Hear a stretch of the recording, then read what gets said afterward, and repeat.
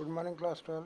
आज हम business study का चैप्टर नंबर 6 का पार्ट 5 पढ़ेंगे, प्रशिक्षण। उसके पहले मैंने आपको स्टाफिंग के बारे में बताया कि स्टाफिंग जो होती है उसके कितने रूप होते हैं। रिक्रूटमेंट के अंतर्गत 3 चीज़ें आ गई थी। रिक्रूटमेंट आ गया था, सिलेक्शन आ गया था और एक ट्रेनिंग होती है। आज हम ट्रेनिंग के बारे में पढ़ रहे हैं कि ट्रेनिंग क्या होती है। स्टूडेंट्स, आपको नाम से ही समझ में आ गया होगा कि ट्रेनिंग यानी कि यहाँ पर किसी भी काम को लेकर हमें क्या करना है, कर्मचारियों को पहले उनको ट्रेनिंग देना रहता है। यानी कि मीनिंग की अगर हम बात करें तो प्रशिक्षण कर्मचारियों को कार्य की वास्तविक परिस्थिति से परिचित कराने और कार्य विशेष को सफलतापूर्वक करने के योग्य बनाता है। प्रशिक्षण से कर्मचारी के ज्ञान और निपुणता में वृद्धि होती है। तो हमें किसी भी काम की ट्रेनिंग उन्हें देना पड़ेगी। जैसे कि हमारे कोई भी ऑर्गेनाइजेशन में जो भी कार्य होता है उसके बारे में उन्हें बताना, उनको उसके बारे में 2 से 4 दिन तक ट्रेनिंग देना। उससे क्या होता है कि वो कार्य को सफलतापूर्वक कर सकते हैं और वो हमारे काम को निपुणता से जान सकते हैं। उनकी कार्य में हमारे कार्य के प्रति उनके ज्ञान में वृद्धि होती है। प्रशिक्षण की विशेषता देकर रखी यूसीएस के अनुसार। प्रशिक्षण एक ऐसी प्रक्रिया है जिसके द्वारा विशेष कार्यों को करने के लिए कर्मचारी की रुचि, योग्यता और निपुणता में वृद्धि की जाती है। तो किसी भी व्यक्ति को कोई कार्य अगर आता है, जैसे कि एक एग्जांपल अगर हम बात करें कि कंप्यूटर पर कार्य करना हर किसी को आता है, हर कोई सीख लेता है। बेसिक नॉलेज टेली हर कोई सीखता है, लेकिन कुछ कंपनियां क्या करती है, अपने पर्सनल सॉफ्टवेयर पे काम करती है। तो कंप्यूटर ऑन ऑफ करना तो आपको आता है, लेकिन आपको बेसिक चलाना भी आता है, एक्सेल के फार्मूले सब आते हैं। लेकिन जो कंपनी अपना खुद का एक सॉफ्टवेयर बनाकर काम करती है तो उसके बारे में कंपनी क्या करेगी, फिर आपको ट्रेनिंग देती है ताकि उस कार्य को आप भली भांति से समझ सको और उस कार्य को लेकर आपकी निपुणता हो जाए, आपके ज्ञान में वृद्धि हो जाए, आपकी योग्यता और रुचि बढ़ जाए उस कार्य को लेकर। इसके लिए ट्रेनिंग दी जाती है। प्रशिक्षण उसके बाद है डेल एस बीच के अनुसार, प्रशिक्षण एक ऐसी संगठित प्रक्रिया है जिसके द्वारा व्यक्ति की किसी निश्चित उद्देश्य के लिए ज्ञान और कौशल प्राप्त करते हैं।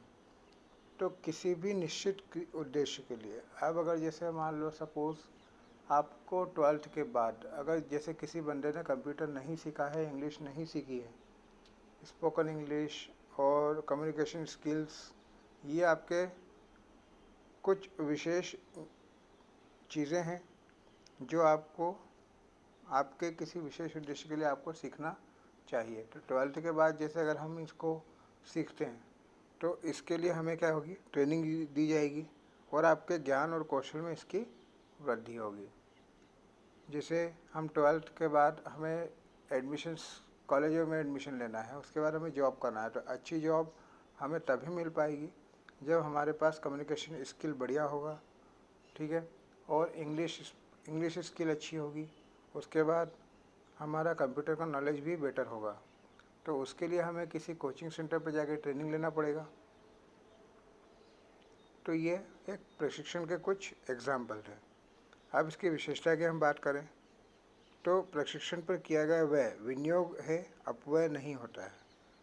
तो ये मैं एक ऑर्गेनाइजेशन की तरफ से बात कर रहा हूँ कि अगर आप प्रशिक्षण पर कोई खर्चा करते हैं, जैसे कि एक एग्जांपल क्या होता है कि आप किसी वर्कर को कोई कार्य सिखा रहे हैं, तो उसके लिए हमारा extra time, extra light, extra मेहनत, तीनों चीज़ें एक्स्ट्रा लगेगी। लेकिन ये हमारा एक प्रकार का विनियोग होता है, क्योंकि जब हम किसी वर्कर को ट्रेनिंग देते हैं तो वो वर्कर हमारे बिजनेस के लिए ही क्या करेगा, वर्क करेगा और हमें जितना हमने उस पर इन्वेस्ट किया है उससे कहीं ज़्यादा इनकम करके देगा। वो एक अलग बात है कि जैसे हम किसी व्यक्ति को ट्रेनिंग देते हैं और ट्रेनिंग लेने के बाद वो बंदा क्या करता है कि हमारा वर्क छोड़कर चले जाता है, तो वो एक अलग बात हो जाती है।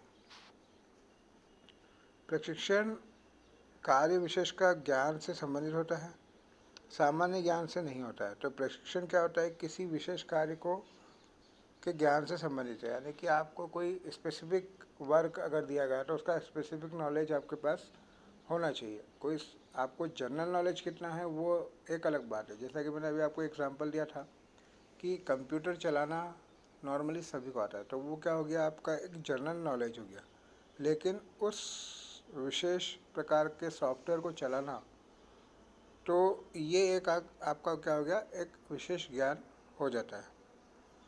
प्रशिक्षण एक सतत प्रक्रिया होती है। तो ये प्रशिक्षण यानी ट्रेनिंग की जो मेथड्स होती है वो क्या होती है, कंटिन्यूटी मेथड होती है कि आपको लगातार लोगों को कार्य सिखाना पड़ेगा, लगातार उन्हें बताना पड़ेगा कार्य के बारे में। प्रशिक्षण तथा विकास में अंतर पाया जाता है। ट्रेनिंग और डेवलपमेंट दोनों में काफ़ी डिफरेंस होता है, वो अपन आगे पढ़ेंगे। प्रशिक्षण नए तथा कार्यरत दोनों प्रकार के कर्मचारियों के लिए आवश्यक होता है। तो ज़रूरी नहीं है कि आपको जो ट्रेनिंग देना है वो सिर्फ नए कर्मचारी को देना है। कभी कभी जो हमारे पहले से कार्यरत यानी कि जो पहले से काम कर रहे हैं वर्कर्स हमारे यहाँ, उन्हें भी ट्रेनिंग की आवश्यकता हो जाती है, क्योंकि कोई भी नई चीज़ हमारे यहाँ पर आ जाती है। जैसे कि एक एग्ज़ाम्पल, सन 2016 में हमारे बिजनेस में जीएसटी के नाम से एक नई चीज़ आई थी, जिसे सभी व्यापारियों को, सभी सीए को, सभी अकाउंटेंट को इस चीज़ के बारे में ट्रेनिंग लेना पड़ गया। और अभी भी कई सारे व्यक्ति ऐसे हैं जिनको जीएसटी के बारे में कोई नॉलेज नहीं है।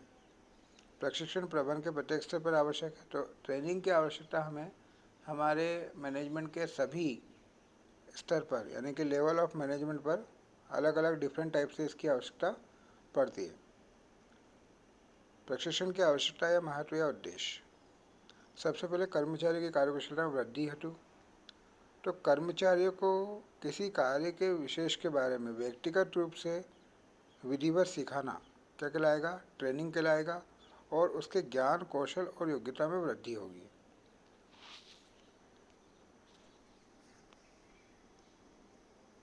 सेकेंड पॉइंट है उत्पादन की किस्म एवं मात्रा में सुधार करना।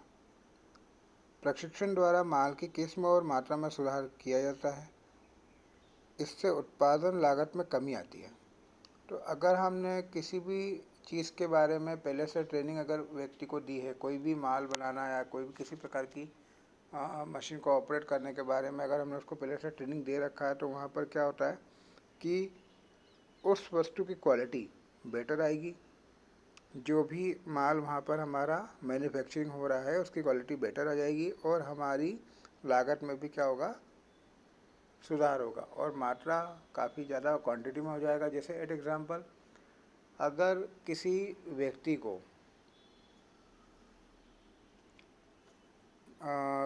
बात करें हम, जैसे मान लो एग्जांपल के तौर पे कि अगर किसी व्यक्ति को सपोज़ रोटी बनाना नहीं आती हो, ठीक है, रोटी बनाना नहीं आती हो, और अगर वो खाना बनाने की ट्रेनिंग ले, रोटी बनाने की ट्रेनिंग ले, या ट्रेनिंग के बिना भी अगर वो काम करना शुरू करता है, तो वो एक समय पर या तो गुड्स यानी कि जो हम आटा गूंदेंगे तो वो या तो उसे बिगाड़ेगा, या तो वो गीला हो जाएगा, तो टाइट हो जाएगा। उसके बाद रोटियां जो है वो कभी गोल नहीं बनेगी। रोटियां सेकते समय या तो कच्ची रह जाएगी या तो जल जाएगी। तो ये विदाउट ट्रेनिंग की बात की कर रहे हैं। अब जब एक ट्रेनिंग हम ले लेते हैं कि यार हमने उस चीज़ को सीख लिया है, तो सीखने के बाद आप क्या करेंगे, काफ़ी तेज़ी से रोटियां बनाना शुरू कर देते हैं, और गोल भी बनती है, आटा आपका परफेक्ट गूंद आता है, ठीक है, कभी जलेगी भी नहीं रोटी। तो ये एक ट्रेनिंग का ही कमाल होता है, ठीक है। उसके बाद दुर्घटनाओं में कमी हो जाती है। तो मुख्य रूप से कारखानों में दुर्भाग्यवश क्या होता है कि ट्रेनिंग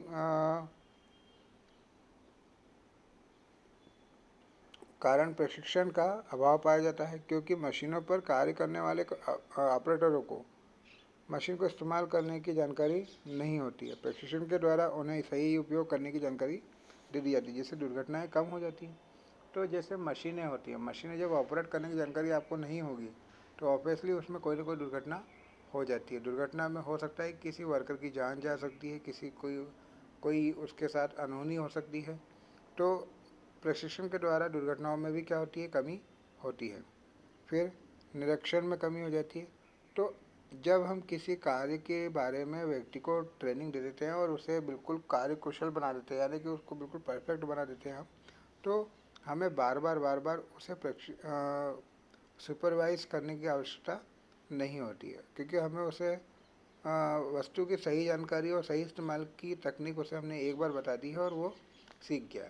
तो हमें उसे बार बार बताने की ज़रूरत नहीं होगी, सुपरवाइजिंग उसको नहीं करना पड़ेगा। माल व मशीन का सही उपयोग होगा। कर्मचारी माल व मशीन का प्रयोग करते हैं।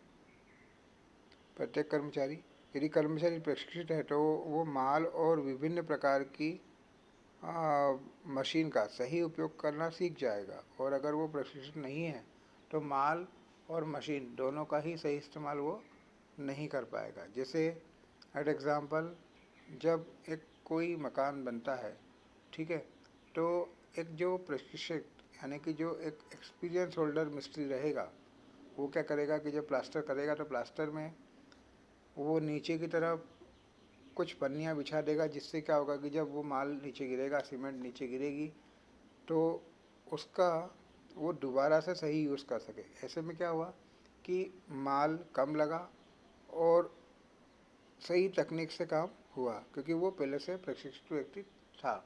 और अगर कोई फर्स्ट टाइम करने वाला व्यक्ति अगर होता है तो वो क्या करेगा, इस टाइप की कोई भी चीज़ नहीं करेगा। तो उससे क्या होगा कि माल जो होता है वो ज़्यादा लगता है और जो है उसमें ठेकेदार का नुकसान हो सकता है। संस्था के विकास में सहायक होता है। तो प्रशिक्षण के उपरांत समस्त श्रेणी के कर्मचारी वस्तु, उपकरण, मशीन और माल आदि के का उचित तरीके से उपयोग करना सीख जाते हैं। प्रशिक्षण में मरम्मत और निरीक्षण के वे भी क्या हो जाते हैं, काम आ जाते हैं, क्योंकि बार बार आपको मरम्मत नहीं करवाना पड़ेगी किसी भी मशीन की, क्योंकि एक बार चलाना अगर आपके आ गई है मशीन तो काफ़ी इजीली यूज़ करते हैं कर्मचारी। और हमें एक सुपरवाइज़र की भी कमी हो जाती है, क्योंकि हमें उसको निरीक्षण के लिए नहीं रखना पड़ेगा। ठीक है। ग्रहणशीलता में वृद्धि हो जाती है, समस्याओं को हल करने में सहायक होती है, कर्मचारी को लाभ होता है। कर्मचारी को क्या क्या लाभ होगा कि रोजगार को अगर वो कोई कार्य सीख जाएगा तो उसको रोजगार आसानी से मिल जाएगा, उसके मनोबल में वृद्धि होगी, गतिशीलता में वृद्धि होगी, पदोन्नति के अवसर मिलेंगे। अगर आपको कार्य की ट्रेनिंग मिल गई है तो आपको आगे प्रमोशन भी मिल सकता है। तो ऐसे कई प्रकार के इसके कार्य होते हैं, इसकी आवश्यकता हमें होती है। अब हम बात कर रहे हैं प्रशिक्षण की विधियाँ। तो प्रशिक्षण की विधियाँ जो होती हैं वो दो प्रकार की हो सकती है। या तो आप क्या करें, कार्य पर प्रशिक्षण दे दें, on the job of training, और एक कार्य से दूर रहकर आपको ट्रेनिंग देना है। तो कार्य पर प्रशिक्षण का मतलब क्या होता है कि जैसे ट्रेनिंग हम किसी व्यक्ति को दे रहे हैं तो या तो हम काम करवाते करवाते उसको ट्रेनिंग देंगे, यानी कि कार्य पर प्रशिक्षण। तो कार्य पर प्रशिक्षण कैसे आशय जहाँ कर्मचारी कार्यरत होता है उसी स्थल पर प्रशिक्षण प्राप्त करने से है, अर्थात कर्मचारी को वास्तविक कार्य परिस्थिति में प्रशिक्षण प्रदान करना है। इस विधि में कर्मचारी प्रशिक्षण से भी प्राप्त करते हैं और कार्य का वास्तविक निष्पादन भी करते हैं। एक पर्यवेक्षक द्वारा प्रशिक्षण के कार्यों का निर्धारण किया जाता है। तो एक बंदे को हमने क्या करा है कि उसके साथ रख दिया है जो सुपरवाइज़र है, और हमने उससे काम करवाया भी और उसको ट्रेनिंग भी दी। हालांकि उस समय वो काम थोड़ा सा कम करेगा, लेकिन वो वास्तविकता को ध्यान में रखकर चीज़ों को सीखना शुरू करेगा। ट्रेनिंग हमारी उसकी हो जाएगी। अब इसकी पद्धति क्या है, कार्य पर प्रशिक्षण। ठीक है। तो कार्य पर प्रशिक्षण की जो अलग अलग मेथड होती है उसके बारे में बता रहा हूँ मैं। सबसे पहले है कार्य बदली प्रशिक्षण, जॉब रोटेशन ट्रेनिंग। तो कार्य बदली प्रशिक्षण से आशय है विभिन्न वास्तविक कार्यस्थल पर प्रशिक्षण प्राप्त करना। इस विधि का प्रमुख उद्देश्य यह है कि एक प्रबंधक को उपक्रम के सभी विभाग की जानकारी प्रदान कराना है। एक उत्पादन संस्था में विभिन्न विभाग होते हैं, जैसे क्रय विभाग, उत्पादन विभाग, विक्रय विभाग, लेखा विभाग आदि। तो प्रबंधक को बारी बारी से सभी विभागों में नियुक्त किया जाता है। इससे उसे समस्त विभाग की जानकारी प्राप्त हो जाती है। इस पद्धति का लाभ यह है कि विपरीत परिस्थिति में कोई भी प्रबंधक किसी भी विभाग के कार्य को संभाल सकता है। मतलब किसी भी एक व्यक्ति को ऑलराउंडर बनाना है। ऑलराउंडर बनाने का मतलब क्या है कि उसे सभी प्रकार के कार्य की ट्रेनिंग दी जानी चाहिए, है ना। जैसे एट एग्ज़ाम्पल, हम जब एक सेना में जाते हैं तो सेना में जाने के बाद हमें अलग अलग प्रकार की ट्रेनिंग दी जाती है। ऐसा नहीं है कि हमें सिर्फ वहाँ पर बंदूक चलाने की ट्रेनिंग दी जाएगी। आपको कूदने, तैरने, उसके साथ हमें किसी प्रकार के पानी को पीना या किसी प्रकार की चीज़ों को खाने पीने की ट्रेनिंग हमको दी जाती है, ताकि आप एक विपरीत परिस्थिति में भूखे वहाँ पर ना रहें। अगर कहीं पर अगर आप फंस जाते हैं तो आप नीचे ज़मीन पर घिस कर, यानी कि घुटनों के बल चलकर या आपके हाथों के बल चलकर भी आप वहाँ से बाहर निकल सकते हैं। तो ये सारी ट्रेनिंग आपको वहाँ पर दी जाती है। इसी प्रकार से एक बिजनेस में होता है कि अलग अलग डिपार्टमेंट होते हैं। डिपार्टमेंट में एक व्यक्ति को हम क्या करते हैं कि रोटेट करते रहते हैं। कि रोटेट करने का मतलब ये होगा कि अगर वो एक पर्टिकुलर जॉब के लिए आपके पास आया है तो हमको केवल उसी की ट्रेनिंग उसको नहीं देना है। हमको क्या करना है कि उसको ट्रेनिंग में अलग अलग डिपार्टमेंट में उसको ले जाना है और उसकी ट्रेनिंग उसको देना है, ताकि ज़रूरत पड़ने पर वो सभी प्रकार के कार्य को वो संभाल सके। इसके लाभ क्या होंगे कि यह कम खर्चीली होती है, कर्मचारी बहुमुखी प्रतिभा अर्जित कर लेता है, प्रशिक्षण प्राप्त कर्मचारी को आकस्मिकता आ जाने पर कहीं भी नियुक्त किया जा सकता है, कर्मचारी की रुचि के अनुसार कम समय में कार्य सीख जाता है। इस प्रकार के प्राप्त प्रशिक्षण में व्यवसाय में के विस्तार में सहायता मिलती है। और इसके दोष, बार बार कार्यस्थल में परिवर्तन से कार्य में बाधा आ जाती है। इससे कर्मचारी पूर्ण निपुणता प्राप्त नहीं कर पाता है और इस प्रकार के प्रशिक्षण से पर्यवेक्षक पर निर्भरता बढ़ जाती है। ठीक है, तो इसके दोष भी यही हैं कि आप बार बार अगर किसी व्यक्ति को अलग अलग परिवर्तित कर रहे हैं तो जो वहाँ पर कार्य हो रहा है वो प्रतिबंधित होगा, यानी कि बार बार रुकेगा और तो उसमें टाइम ज़्यादा लगेगा।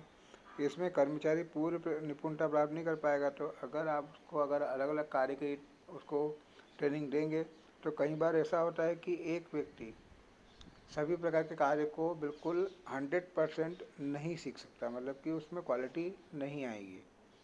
इस प्रकार के प्रशिक्षण में पर्यवेक्षक पर निर्भर, यानी कि आपको सुपरविजन की आवश्यकता पड़ जाएगी।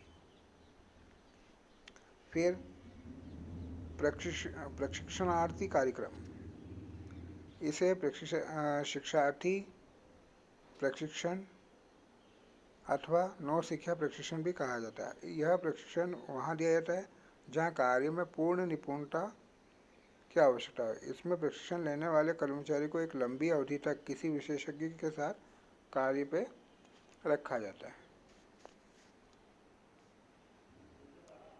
यह प्रशिक्षण प्रशिक्षार्थी को कार्य की पूर्ण जानकारी प्रदान करता है अथवा उसका प्रशिक्षण प्राप्त करता है। एट एग्जाम्पल, जैसे हम क्या करें कि एक किसी व्यक्ति को पूर्णतः उसके लिए 100% तैयार करना है किसी भी व्यक्ति को, तो उसको हमें क्या करना पड़ेगा कि उसकी ट्रेनिंग हमें देनी होगी और उसको लंबे समय तक उसके साथ कार्य करना होगा। जैसे एक एग्जांपल डॉक्टर होता है, डॉक्टर को पूर्ण निपुण यानी कि 100% उसके अंदर परफेक्ट उसको होना पड़ेगा, तभी जाके वो लोगों का इलाज करना पड़ेगा। तो सबसे पहले उसको अपने सीनियर डॉक्टरों के साथ एक लंबे समय तक यानी कि 1 साल 2 साल 3 साल ट्रेनिंग लेना पड़ती है। वकील भी इसी प्रकार से होते हैं कि उन्हें भी एक लंबे परफेक्ट होने के लिए लंबे समय तक किसी के जूनियर में काम करना पड़ेगा, किसी के अंडर में काम करना पड़ेगा। इसी प्रकार से सीए होते हैं, सीएस होते हैं, सभी व्यक्तियों को किसी न किसी के अंडर में काम करना पड़ेगा अगर कुछ कार्य को सीखना है तो। तभी जाकर वो क्या होंगे, उस कार्य के लिए बिल्कुल एकदम परफेक्ट हो पाएंगे और अपनी आजीविका को चला पाएंगे। प्रशिक्षणार्थी कार्यक्रम के लाभ क्या क्या देकर रखे हैं कि इसमें कभी कभी हमको ट्रेनिंग के साथ साथ पारिश्रमिक भी प्राप्त हो जाता है। यानी कि अगर जब हम किसी व्यक्ति के साथ मिलकर कार्य कर रहे हैं, जैसे कि एक एग्जांपल, अगर आप किसी वकील के साथ उसके जूनियर असिस्टेंट के रूप में काम कर रहे हैं तो आपको बाकायदा उसकी सैलरी भी प्राप्त होती है और कार्य भी आप सीख रहे हैं। इसमें कार्यालयीन प्रशिक्षण होता है। इसमें दीर्घकाल यानी कि लंबे समय तक आपको कोचिंग दी जाती है, लंबे समय तक आपको ट्रेनिंग दी जाती है और लंबे समय तक आप पूर्ण निपुणता प्राप्त नहीं कर लेते जब तक आपको ट्रेनिंग यहाँ पर दी जाएगी। इसमें प्रशिक्षणार्थी को विशिष्ट प्रकार का प्रशिक्षण दिया जाता है, तो उसको एक स्पेसिफिक ट्रेनिंग दी जा रही है जो कि किसी के साथ मिलकर यहाँ पर दी जाती है। प्रशिक्षणार्थी की संस्था के प्रति निष्ठा बढ़ जाती है, इसमें कार्य की वास्तविक परिस्थिति को ज्ञान हो जाता है। अब इसके दोष क्या हैं कि इसमें रोजगार की अनिश्चितता बनी रहती है, क्योंकि कोई भी जो सीनियर व्यक्ति है वो कभी नहीं चाहता है कि आप काम को सीख कर उसके आगे निकल जाए। यह पद्धति अधिक खर्चीली हो सकती है क्योंकि आपको अलग अलग व्यक्ति को के साथ मिलकर ट्रेनिंग लेना है, तो कभी कभी कोई व्यक्ति ट्रेनिंग देने का ही पैसा आपसे लेता है। लगातार निरीक्षण करना संभव नहीं होता, तो कंटिन्यूटी इस पर हमको उस पर सुपरविज़न करना जरूर कभी कभी कठिन हो जाता है। उसके बाद है कोचिंग शिक्षण। प्रशिक्षण की इस पद्धति के अंतर्गत परीक्षार्थी किसी अन्य अधिकारी एवं प्रशिक्षक से प्रशिक्षण पाता है। प्रशिक्षक आपसी सलाह के उद्देश्यों से निर्धारित होता है, उद्देश्य की प्राप्ति के लिए सुझाव भी देता है। पूर्व निश्चित समय अवधि में प्रशिक्षु के ज्ञानवर्धन आकलन किया जाता है। इस आकलन के परिणाम के आधार पर उचित निर्णय लिया जाता है।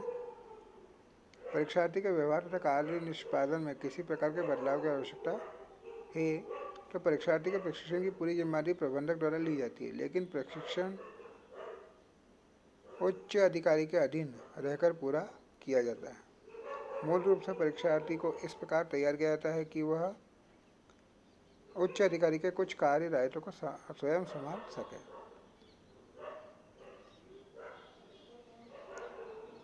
और एक होता है इंटर्नशिप होती है, जिसको हम बोलते हैं प्रशिक्षण योजना, यानी कि आपको कार्य पर रहकर यानी कि किसी संस्था के साथ मिलकर अपने सदस्यों को प्रशिक्षण करना रहता है, तो उसे हम बोलते हैं इंटर्नशिप। यानी कि आप जब साथ में शैक्षणिक संस्थाएं में पढ़ रहे हैं तो उस संस्था में पढ़ते पढ़ते आपको किसी कार्य की ट्रेनिंग लेना इंटर्नशिप कहलाता है। शैक्षणिक संस्थाओं द्वारा यानी कि कॉलेज के द्वारा आपको किसी ऐसी जगह पर पहुंचाया जाता है जहां पर आप उस चीज़ के बारे में ट्रेनिंग ले सकें। जैसे कि एक एग्जांपल, हम MBA जब पढ़ते हैं तो वहाँ से कॉलेजों द्वारा 1 महीने 2 महीने की इंटर्नशिप आपको दी जाती है। CS का जब कोर्स हम करते हैं तो वहाँ से हमें 15 महीने की ट्रेनिंग दी जाती है, इंटर्नशिप दी जाती है, ताकि आप उस कार्य के बारे में जानकारी प्राप्त कर सको।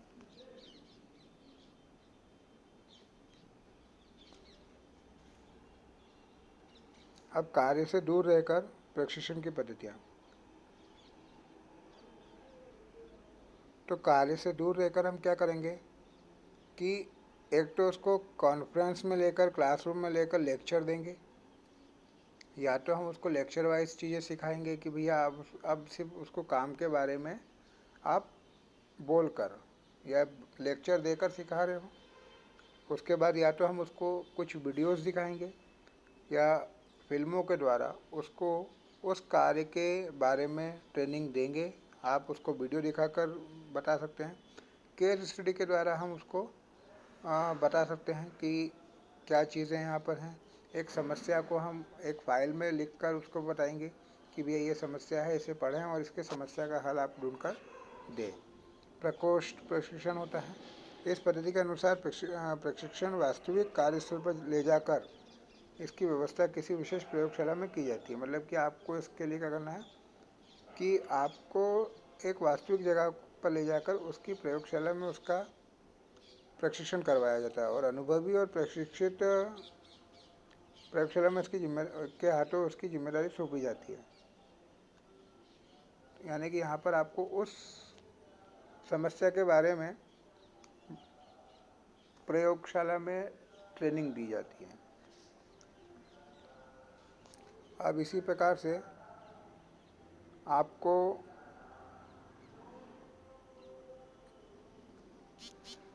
कंप्यूटर प्रतिमान, नियोजित अनुदेशन और संगोष्ठी देकर रखा है और कुछ अंतर्स भी देकर रखे हुए हैं। ये आपका चैप्टर ख़त्म हो गया है। चैप्टर नंबर 6 आपके BS के ख़त्म हो गए हैं। अब इसके बारे में अगर किसी को कोई भी प्रॉब्लम हो तो आप मेरे यूट्यूब चैनल पर मुझे कमेंट कर सकते हैं। इसके क्वेश्चन आंसर आप अच्छी तरीके से लर्न कर लें लॉन्ग के। Thank you.